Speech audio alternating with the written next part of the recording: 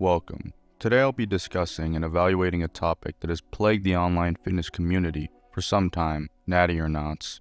In this video, I'll be breaking down why they're a resoundingly negative force in the fitness ecosphere and how they specifically undermine natural bodybuilding. Let's first dissect the perceived positives, albeit with a charitable interpretation. Advocates argue that natty or nots foster increased accountability and honesty within the lifting community, serving as a social good by shielding people from the scams perpetrated by fake naturals. Furthermore, they claim that they set realistic standards, preventing aspiring lifters from becoming disillusioned when they fail to attain the physique of the false idols they follow, despite investing in their products and methods. However, they're only positive under the presupposition that the natty or nots have any impact whatsoever on the fake natural and their audience. I say that they don't. Why? Well, when a natty or not is made, it's created using speculation as a source of evidence, speculation that holds no real weight, especially for the audience of the fake natural in question. That's a nice argument, Senator. Why don't you back it up with a source? My source is that I made it the fuck up. You might be saying, well, hold on, it does hold weight. Well, not really, because at the end of the day, their decision on whether the individual is natty or not is based on circumstantial evidence, conjecture, and personal opinion, all of which are tenuous at best. So unless they have hard, real evidence as in proof of the individual using PEDs, then they hold no weight. Hence, it creates a dynamic where the fake natural will either deny or ignore the accusations, and the audience that is already biased in their favor will be much more likely to just continue supporting them. The only people who will be convinced otherwise are those who don't already follow the fake natural and just know of them, or those who are easily swayed in either direction depending on the confidence and charisma of the speaker. This is a clear-cut case of confirmation bias. For the most part, those who already support the fake natural will continue to do so, and those who did not will also continue to not support them, the status quo remaining unchanged and the positive impact the natty or not has being near zero. What are the negatives? The negatives are fostering a culture of extreme skepticism, eating the black pill and its subsequent ideologies such as genetic determinism, and overall creating a hostile and inhospitable environment for real natural lifters. I'll elaborate on this when I get to the net impact that they have. Alright, so who's their target audience? New, uneducated lifters.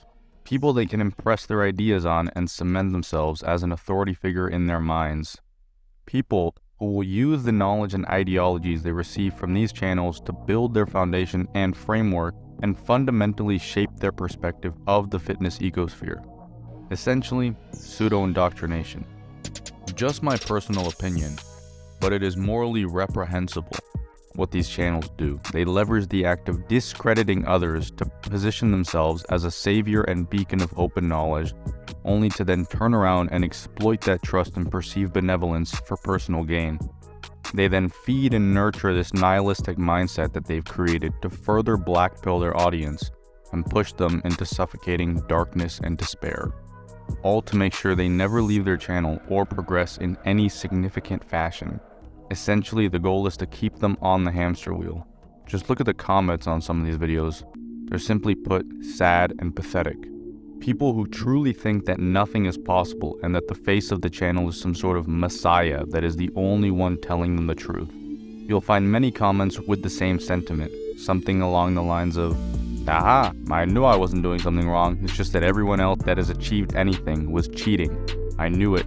Nothing is achievable without cheating, and at least I'm not cheating. Thank you so much, insert channel name, pulling the curtain back and showing me the truth. You're the only real one in this industry." Moving on to the net impact, I'm going to be basing my evaluation off of the negatives and positives that I've laid out. That being said, I think it's pretty clear by now that the net impact is overwhelmingly negative, specifically because of the harm that it causes, the harm being the mental anguish that it fosters. Additionally, we should factor in the consequences of this extreme skepticism, which would be steroid abuse, as it leads individuals to believe that the only way to achieve a certain physique is through unnatural means. Put simply, individuals who quote-unquote take the black pill will perceive two viable options when it comes to lifting: to give up or to use PEDs and roll the dice to see if they're quote-unquote hyper responders. These options are reinforced by a concept that every natty or not seems to drive home, which is the concept of genetics, a concept that feeds a more insidious belief, biological determinism, a concept prevalent in the black pill ideology, the idea that your genetics at birth determine your success in life and any attempt to change is an effort in futility. This concept is used by channels making natty or nots to justify why an individual in question is as impressive as they are. They'll often use phrases like elite genetics or freak of nature to both explain their size and strength if they're natural or on PEDs. I say that they use it to explain both because often, even if they decide that the individual in question is on PEDs, they'll claim that they're hyper responders to PEDs, and that even if you use PEDs, you might not respond in the same way or at all. This mentality is propagated and impressed upon their audience who use it to justify their inadequacies and lack of effort. We've talked about how they impact individuals, but how have they shaped the modern landscape of the fitness ecosphere? Well, they've created an atmosphere that benefits and rewards those who are completely transparent about their usage, and potentially even proud and braggadocious about their enhanced status.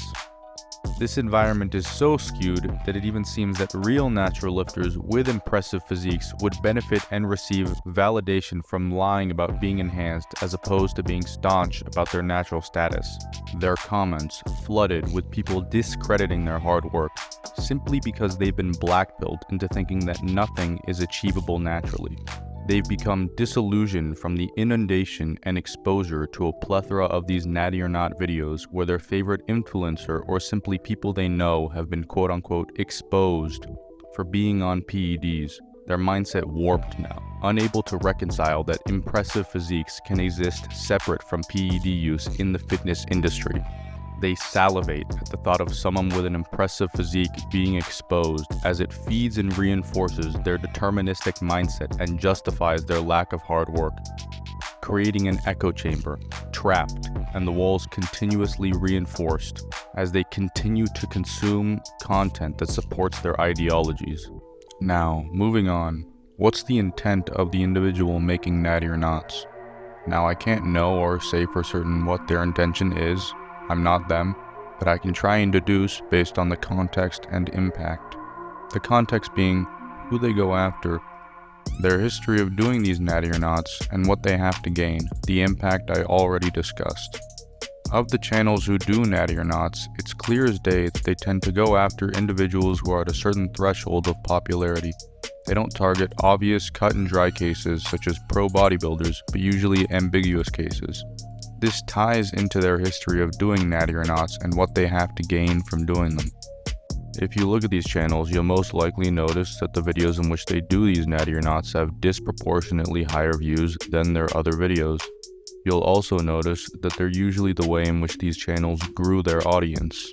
Additionally, many of these natty or not channels sell products and supplements themselves. What can we conclude from this? That these channels and individuals' intentions are purely personal success oriented.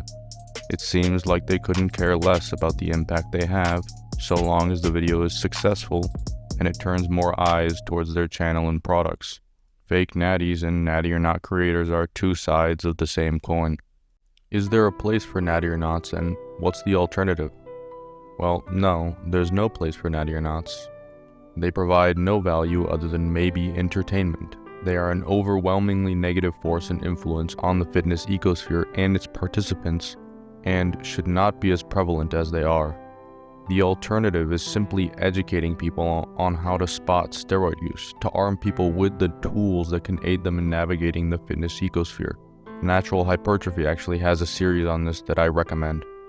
Okay, so now that I've discussed why I think natty or nots are unethical and have no place in the fitness ecosphere, maybe you're wondering what you should do.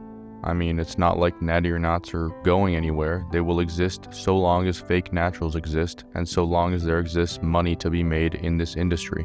Well, you should stop and reflect before you continue consuming fitness-related content. Ask yourself these questions. What do I want? Does this make me happy? Who is responsible for who I am and what I can become? And what can I control? Why are you letting PED users and random people on the internet dictate your life and create boundaries and limits for you? Take responsibility. Recognize the control and power you have over yourself and the freedom that it entails. Absolute freedom over what you can become.